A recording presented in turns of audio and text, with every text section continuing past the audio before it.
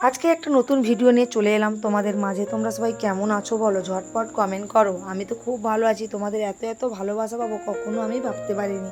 চলো বন্ধুরা, এতটা যে আনন্দ করব কখনো ভাবতে পারিনি। এটা হচ্ছে আমার সেই ভাই, রেলে চাকরি করে। ওর কিছুদিন আগে ওর বিয়েতেই গেছিলাম। ও যে বাড়িতে এসছে আমরা জানি না, ও এসেই হঠাৎ আমাদের সারপ্রাইজ দিয়েছে। আমার খুব মজা লাগছিল।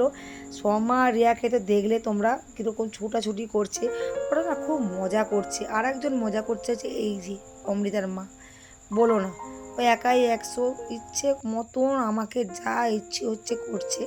কখনো চন্দনের কলকা পরতে ভুলে গেছিলো, মানে ক্যামেরাম্যান বলছি, মেকআপ আর্টিস্ট আমি করতেই না বলেছিলাম যে করো না, আমার লজ্জা করে। ও আর শুনলো না, আমাকে জোর করে করাচ্ছে। আর সোমাকে দেখো, সোমা বলছে কাকু এরকম দাঁড়াও, ওই রকম দাঁড়াও। মানে বলো না, এখনকার বাচ্চা দেখা দিয়ে কিন্তু অনেক কিছু শিখতে হয়। যাই পারে হোক, এইগুলো কিন্তু জাস্ট একটা আনন্দ আর একটা মজা, আর কিছু না।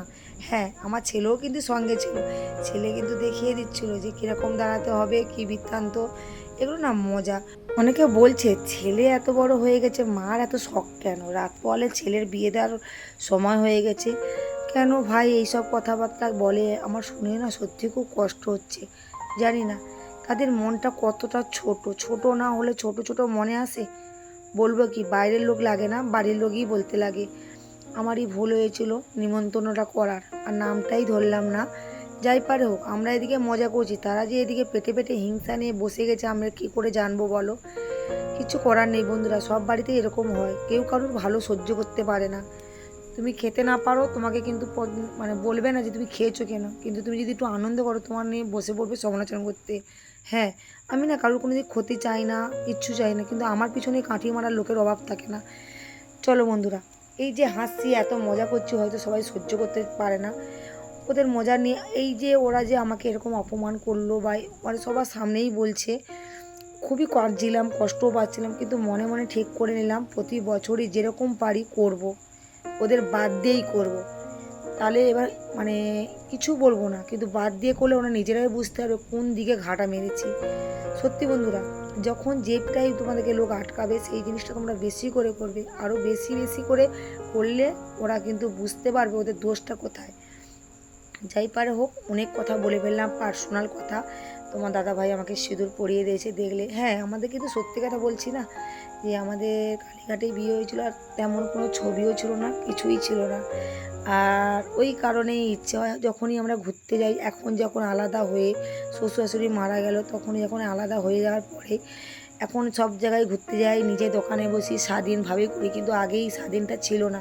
ঘর থেকে পা রাখতে গেলে মানে ঝগড়াঝাটি, মানে গ্যাঞ্জাম ছাড়া কোনো কথাই ছিল না।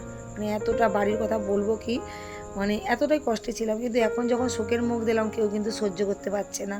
হয়তো এরকমই হয়, এটা হচ্ছে পৃথিবীর নিয়ম, আর আমার একার না, পৃথিবীর নিয়ম। পৃথিবীতে হয়তো এরকমই হয়, কেউ কারোর ভালোটা সহ্য করতে পারে না।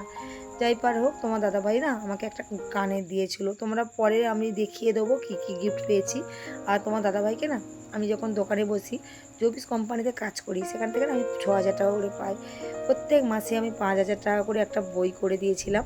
আমাকে প্রথম প্রথম তো দাদাভাই খুব বকতো, 5,000 টাকা করে বই করেছো, তুমি টানতে পারবে না। হ্যাঁ বন্ধুরা, 12 মাস টানতে জীবন কয়লা হয়ে গেছিলো। 2 মাস কিন্তু তোমার দাদাভাই দিয়েছিল, আমি টাকা টানতে পারিনি, মানে অনেকটাই প্রবলেম হয়েছিল। মেয়েদের তো অনেক খরচা আছে জানো, তাও তোমার দাদাভাই দিয়েছিল। আর সেই টাকা জমিয়ে আর বাদ বাকিটা তোমার দাদাভাই দিয়ে একটা চেন বানিয়েছিল। এই দেখো আমাদের ফুল ফ্যামিলি 4 জন। ছেলে মেয়ে যেখানে সাপোর্ট থাকবে, সেখানে বাইরের লোক হাজার চেষ্টা করলেও শুনবে না। ফুল সাপোর্ট দেখবে তোমার ছেলে মেয়ে কেমন। ছেলে মেয়ে যদি সহায়তা থাকে, আর কাউকে লাগে না। এটা হচ্ছে আমার বাবা মা। চলো বন্ধুরা, গল্প করতে করতে কিন্তু বল্টুও আমাদের বাড়ি এসেছিলো, তোমাদের দেখানো হয়নি, বল্টুও নিমন্ত্রণ ছিল। আর অমৃতার ভাই, আর দোয়েলের কথা বলো না, দোয়েল এলে যে কোথায় চমকাবে খুঁজে পায় না। আর এই দেখো এমন করে সিঁদুরটা পরিয়েছে, গোটা মুখটা আমার জাবড়ে দিয়েছে। সিঁদুরটা কিন্তু নাকে পড়েনি, ওরা ইচ্ছা করে, ও অমৃতার মা তোমার দাদাভাই আংটি দিয়ে ছুঁড়ে ছুঁড়ে আমার নাকটা পুরো ভর্তি করে দিয়েছে। হ্যাঁ, মেনুতে ছিল ফ্রায়েড রাইস, বেগুনি, মাংসের কষা, চাটনি, পাঁপড়, দই, মিষ্টি, অনেক কিছুই ছিল। হ্যাঁ, ছিল সাথে আইসক্রিম। এইটা হচ্ছে আমাদের ছোটো বৌদি। চলো, এটা ছোটো বৌদির ছেলে, এর নাম হচ্ছে অমিত। ও কলকাতায় থাকে, ও থিয়েটারে কাজ করে। আর এখন একটা শুটিং চলছে রক্তবীজ বলে, ও সেতে ক্যামেরা করছিস? হ্যাঁ কাকিমা ক্যামেরা করছি, প্রথমের লুক আর এখনকার লুক সেট আর করতে হবে না? একটা সময় বন্ধুরা ক্যামেরা করছে আর আমি কাজ করছি, সব দেশ খুলে দিয়েছি আর ভালো লাগছে না। আর ভিডিওগুলো খুব শীঘ্রই পাবে। এখন কবে যে যা বলে বলুক, এটা ছিলই বলে কিন্তু আমার পুরো আজকের অনুষ্ঠানটা সম্পূর্ণ হলো। হ্যাঁ, আমার খুব আনন্দ লেগেছে, খুব মজা লেগেছে। এইভাবে তোরা আমার পাশে থাকিস রে, ফুল টিম। আমরা বন্ধুরা এক ঘরে সবাই কিরম শুয়েছি দেখো বন্ধুরা। এখন আমি বিছানা করেছি, এটা আমার বিছানা। আর আজকে ঝাড়বাতিরা জ্বলছে। জাস্ট আমরা এখন রাত দুটো বাজে এখন। পুরো ঘড়ির কাঁটা দেখো বন্ধুরা, দুটো। তোমাদেরকে জুম করে দেখাচ্ছি, বাজে দেখতে পাচ্ছ বন্ধুরা। এই দেখো, ও শোনো আমার কি হয়েছে, তুই পেঁধেছিস নাকি? এই দেখো বন্ধুরা, আমার বিবাহবার্ষিকী এসে এই একটা করেই আমরা সবাই ঘুমাবো, আনন্দ করে ঘুমাবো আজকে। দুটো বাজে 2 ঘন্টার জন্য এসির মধ্যে শুয়েছি। আজকের মতন এখানে ভিডিওটা বন্ধ করলাম। ভালো মন্দ নিয়ে ভিডিও কেমন লাগছে কমেন্ট করো। আর খুব মজা করবো আজকে, যতটা এক ঘরে শুচ্ছি, ওদেরকে ফেলে আলাদা করে গেলে মনটা লাগবে। আজকের মতো গুড নাইট সবাই।